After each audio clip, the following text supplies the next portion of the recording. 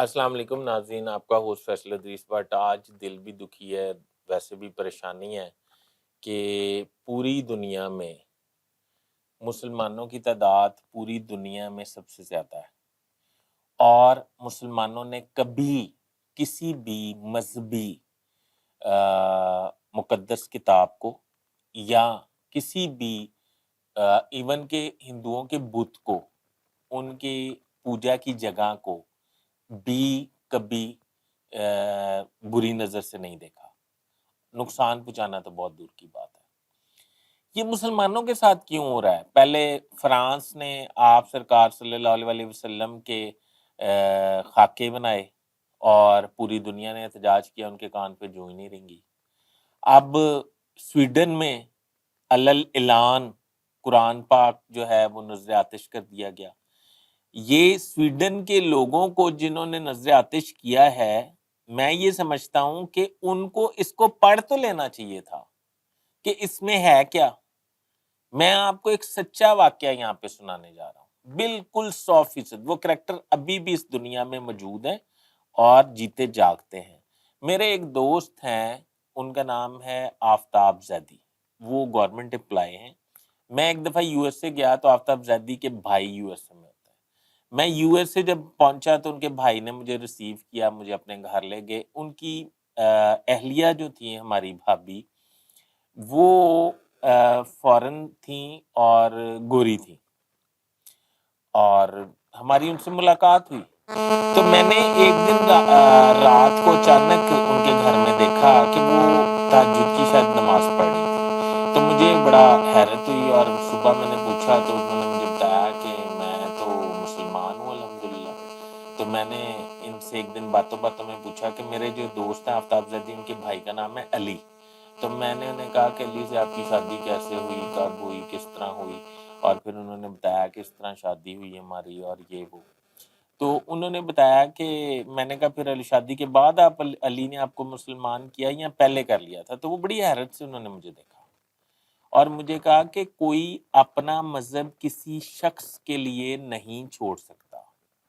تو میں خاموش ہو گیا، بڑی ویلڈ بات تھی۔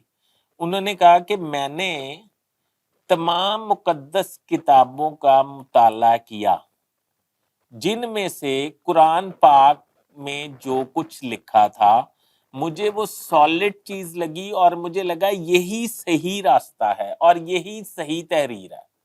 میں نے اس پہ ایمان لے آئی اور میں نے اس کے مطابق زندگی گزارنی شروع کر دی، قرآن مجید کے مطابق۔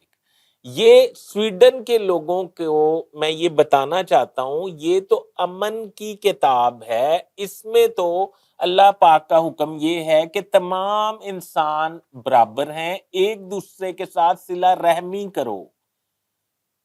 اس کو نذر آتش کرنا تو میرا خیال صرف کچھ سازش ہی ہو سکتی ہے اور کچھ نہیں ہو سکتا۔ اور میں سمجھتا ہوں کہ سویڈن کی حکومت کو اس پہ سخت ایکشن لینا چاہیے ان کے خلاف، اور مسلمانوں کے جو مجروح ہوئے ہیں جذبات، ان کو تاکہ تھوڑا کو سکون اور چین ملے۔ یہ تو سراسر زیادتی ہے۔ کبھی کسی مسلمان نے، آپ نے دیکھا ہے کسی بھی مقدس کتاب کو، کسی بھی مذہب سے ہو، وہ عیسائیت کی ہو، وہ یہودیوں کی ہو، وہ ہندوؤں کی ہو، وہ سکھ ہو، کوئی ہو، کسی مقدس کتاب کے حوالے سے کبھی کوئی مسلمان نے کوئی ایکٹ کیا ہے؟ پوری دنیا میں انہوں نے نہیں کیا۔ اس کا مطلب مسلمان جو ہیں وہ امن پسند ہیں، اور تمام کتابوں اور تمام اللہ کا حکم یہ ہے، قرآن پاک میں یہ لکھا ہے کہ تمام کسی کے مذہب کو برا مت کہو، کیونکہ اگر تم اس کے مذہب کو برا کہو گے تو وہ تمہیں بھی برا کہے گا، تمہارے مذہب کو بھی برا کہے گا۔ تو مسلمان تو اس طرح کی قوم ہے، لوگوں سے پیار کرنے والے، امن چارہ اور بھائی چارے سے رہنے والے، ایک دوسرے کی مدد کرنے والے۔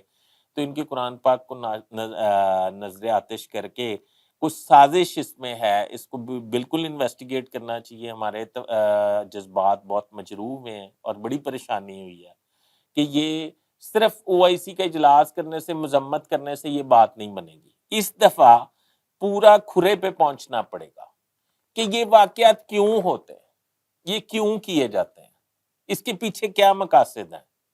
ان کے پیچھے کوئی مقاصد تو ہوں گے نا، ان کے پیچھے کیا مقاصد ہے؟ میری ارباب اختیار سے اپیل ہے کہ اس دفعہ ان واقعات کے کھرے تک پہنچنا چاہیے، او آئی سی کے اجلاس سے کوئی بات نہیں بنے گی۔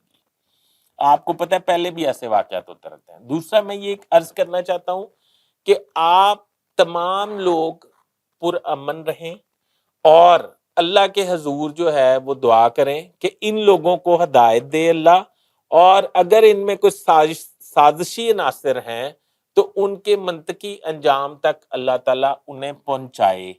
تیسرا میں یہ کہنا چاہتا ہوں کہ اگر یہ واقعات پاکستان میں صرف گوگل پہ سرچ کر کے دیکھ لیں، پوری دنیا میں یہ بات چیلنج کر رہا ہوں، پاکستان میں جتنی اقلیتوں کی عبادت گاہیں ہیں، مقدس مقامات ہیں، یا کوئی ان کی مقدس آیات ان کی مقدس کتابیں ہیں، ان کے حوالے سے جتنا عزت احترام مسلمان کرتے ہیں پوری دنیا میں کوئی مذہب جو ہے وہ نہیں کرتا ہوگا۔